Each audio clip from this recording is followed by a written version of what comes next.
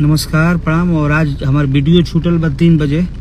जब भी भाई देखा था सबको एक बार जाके इंटरटेनमेंट पर वीडियो देखी और बहुत प्यार आशीर्वाद दी।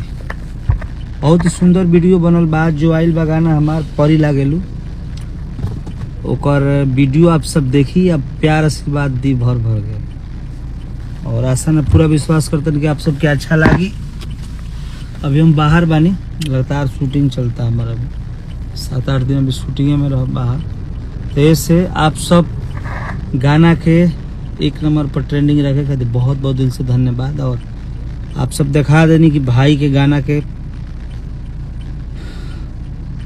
मजा लिया देने। आप सब सुनीता सुनी हेलो, एक बार सब कोई इंटरटेनमेंट पे आप सब जाएं, हमारे चैनल प्रमोद प्रेमी इंटरटेनमेंट पे। अब परी लागेलू के वीडियो जरूर आप सब एक बार देखी। रील तो आप सब बनाई भरपूर बने, बाकी एक बार वीडियो जाई देखी, अब प्यार आशीर्वाद दी। Love you. आप सब प्यार आशीर्वाद दी यही तरह, और ज्यादा कुछ ना, भाई के यही तरह बनल रखी। और पहल का 6 बा सोलोनी म्यूजिक से, तो गाना के भी सुनी, प्यार आशीर्वाद दी।